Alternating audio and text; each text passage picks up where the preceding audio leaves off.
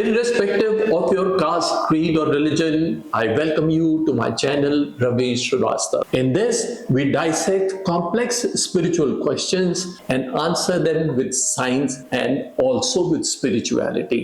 मेरे से मेरी young friend ने एक complex question पूछा, Who am I?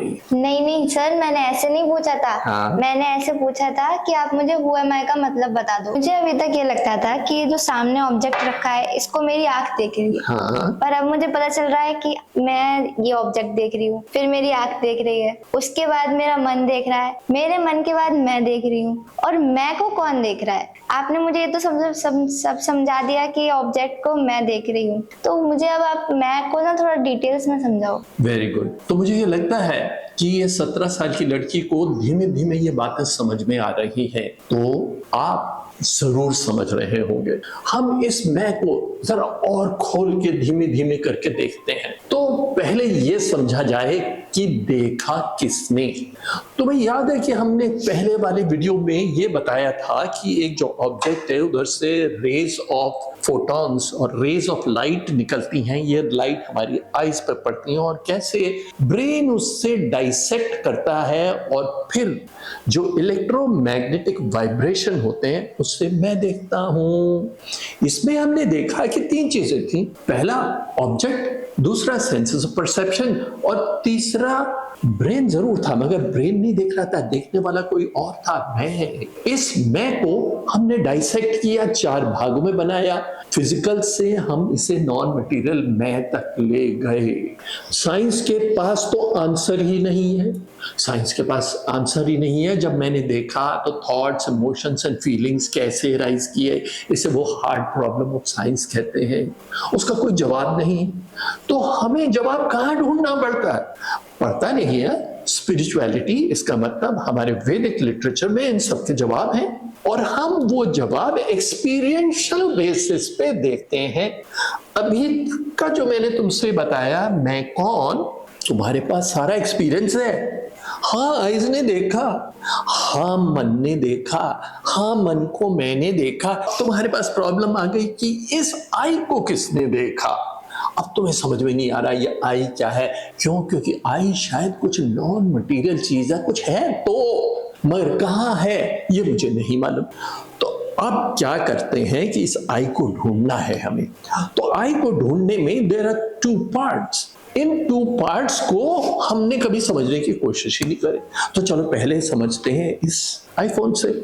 बड़ा एक्सपेंसिव आईफोन है ये, होगा चाहे कितना ही एक्सपेंसिव फोन, मगर इस फोन के ऊपर जब आप देखते हैं बहुत सारे आइकॉन्स हैं।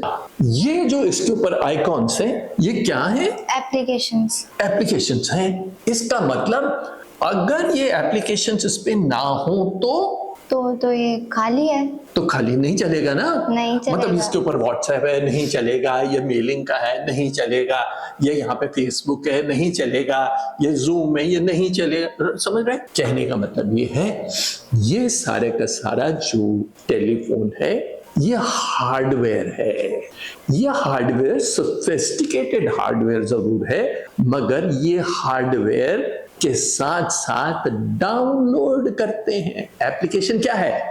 एप्लीकेशन ये है कि आप ऐप स्टोर पे जाके इसको डाउनलोड करते हैं। गेट आता है ना आपको, गेट। आपने इसे डाउनलोड कर लिया। जब आपने डाउनलोड कर लिया तब यह टेलीफोन चलने लग गया। तो क्या है, इस कम्युनिकेशन सॉफ्टवेयर के 2 भाग बने। 1 the hardware and second the software.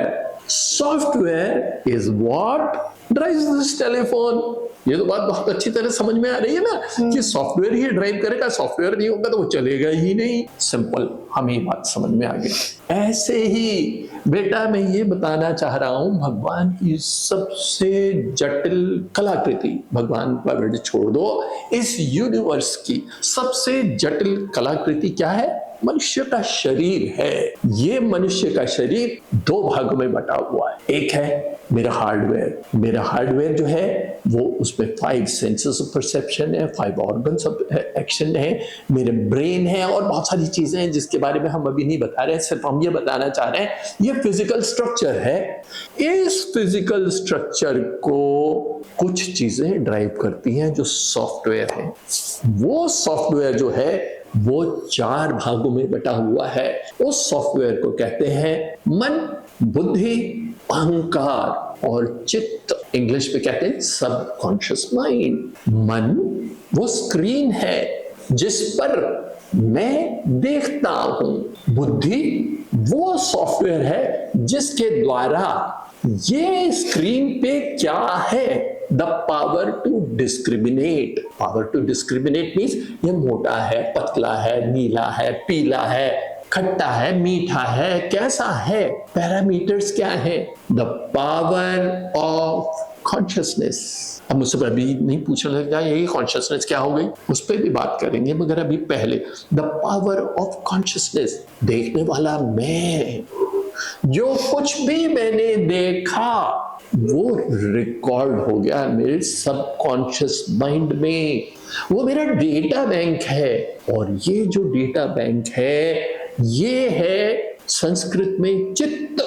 ये सबसे इंपॉर्टेंट चीज है जिसको हम, अगर तुम्हारी क्यूरियोसिटी ऐसे ही रही तो हम उसके बारे में बात करेंगे, जो कि सबसे इंपॉर्टेंट एस्पेक्ट है। जो ये 4 हैं वही रिस्पॉन्सिबल हैं फॉर कॉग्निशन। ये देखने वाला होना जरूरी है। ये देखने वाला जैसे ही आया उसके साथ सॉफ्टवेयर भी आ जाता है, ठीक है। तो हमारा जो फील्ड ऑफ कॉन्शियसनेस है, अभी मेरे से इसके ऊपर क्वेश्चन नहीं पूछना, हम बता रहे हैं we are creating base work. तो हमारा जो फील्ड ऑफ कॉन्शियसनेस है इसे हम चित्त कहते हैं, संस्कृत में सबकॉन्शियस फील्ड है। इसमें मन, बुद्धि, अहंकार, मैं, देखने वाला इंटरएक्ट करते हैं।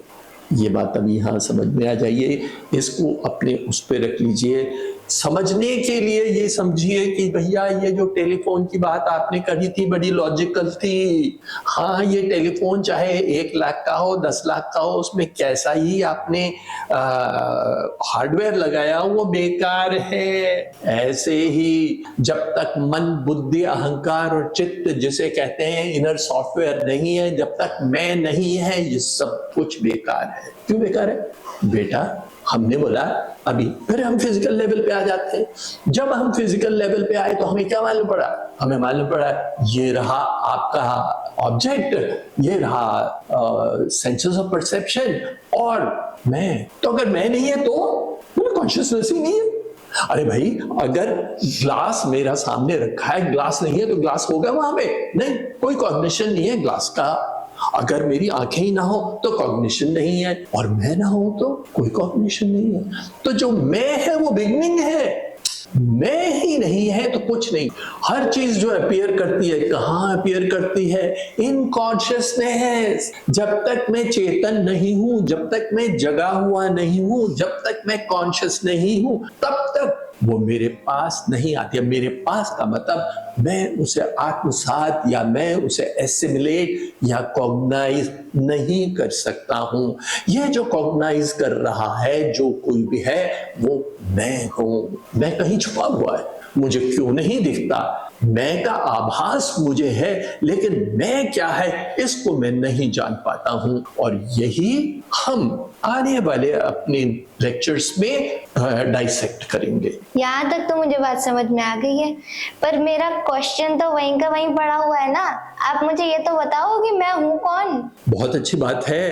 अब इनका क्वेश्चन तो वहीं वहीं पड़ा हुआ है कि मैं कौन। अब मैंने अगर ये बताने की कोशिश करूं कि फाइनल आंसर क्या है, जैसे E = mc², किसी इंजीनियरिंग स्टूडेंट को या मैं किसी साइंटिस्ट को बता दूं तो बोलेगा वो तो समझ में आ गई, लेकिन इसको पूरा बताइए ना, कैसे आपने डिराइव किया है। तो वही है जो इसका आंसर है, वो आंसर है अहम ब्रह्मास्मि, मैं ब्रह्म हूं। इसका मतलब कि मैं ही वो सुपर पावर हूं जिसका जिसके द्वारा समस्त संसार जो है वो बना है, मैं ही एसेंस हूं। लेकिन ये आंसर आपको कन्विंसिंग लग रहा है?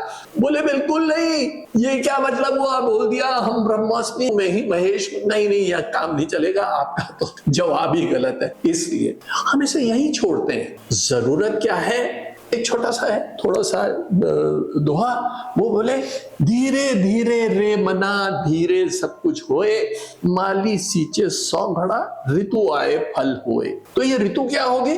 जैसे जैसे ज्ञान बढ़ता चला जाएगा, जैसे जैसे हम इसमें बात करते चले जाएंगे, तो the most complex question of the वैदिक लिटरेचर इज हु एम आई? ये ब्रह्म क्या है? तो हम इसे यहीं खत्म करते हैं। मगर मैं आपको यह बताना चाहता हूं, जैसे कि हम सिंपल तरीके से इस हु एम आई को डाइसेक्ट कर रहे हैं, ऐसे ही हमने बड़े कोर्सेज करे हैं, जैसे spiritual science of the Bhagavad Gita, spiritual science of manifestation, spiritual science of mindfulness. इन सारी चीजों को बहुत ही सिंप्लीफाइड तरीके से हमने तैयार किया है। आप हमारी वेबसाइट पे आइए, हमारे कोर्सेज को ज्वाइन करिए, मैं आपका इंतजार करूंगा।